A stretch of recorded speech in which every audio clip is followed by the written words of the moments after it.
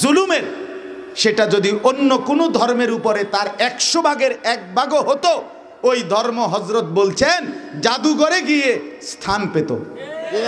কিন্তু 1450 বছর পরেও ইসলাম আগের মতোই উজ্জ্বল দীপ্ত। ইসলাম কখনোই চূড়ান্ত হারে নাই, আগামীর ইসরাফিলের ফু পর্যন্ত হারবে না। এজন্য কোনো সন্দেহ নাই, খোদার কসম কোনো সন্দেহ নাই, রব্বে কাবার কসম কোনো সন্দেহ নাই, জিতবে শুধুই ফিলিস্তিন, নিশ্চিত হারবে ইসরাইল। কোনো সন্দেহ, কোনো সন্দেহ। আগামীকাল যদি সূর্য ওঠে, এটা যেমন সত্য হবে, ঠিক ইসরাইল হেরে যাবে, কুত্তারা হেরে যাবে, বেঈমান হেরে যাবে, মুমিন জিতবে, এটা সত্য, সত্য, কোনো সন্দেহ নেই। দেখার বিষয় হলো আমি আর আপনি কাজে লাগছি কিনা।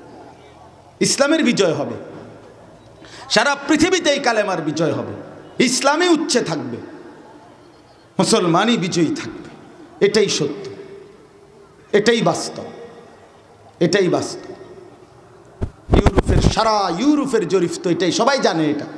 প্রতিদিন ইউরোপে প্রতিদিন নতুন করে অসংখ্য মানুষ কালেমা পড়ে মুসলমান হয়।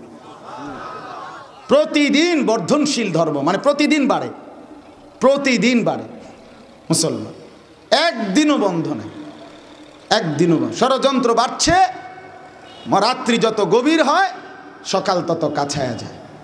রাত 10টা বাজে, সকাল হইতে দেরি, রাতের 3টা বাজে সকাল কাছায় গেছে, ঠিক কিনা বলেন? আলো কাছায় গেছে, সুরঙ্গের শেষ মাথায় আলো আছে, অন্ধকারের শেষ মাথায় কি আছে? আলো আছে। এজন্য হতাশ হওয়ার কিছু নেই।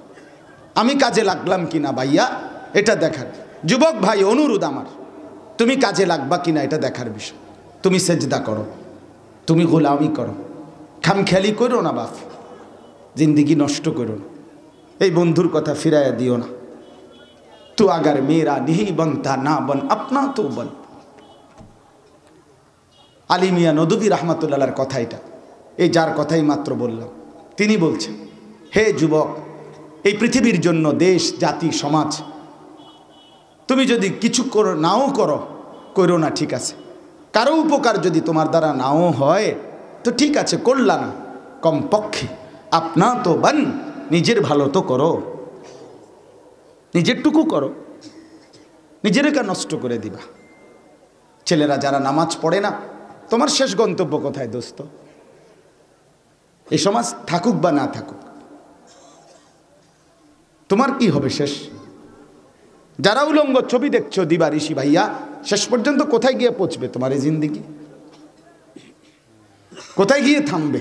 এতটুকু তো ভাবো। এতটুকু বিবেক যদি না থাকে, ওই মানুষটা সুস্থ হয় কেন? ওই মানুষটা তখন স্বাভাবিক থাকে কিনা? আল্লাহ আমাদেরকে বুঝ দান করেন।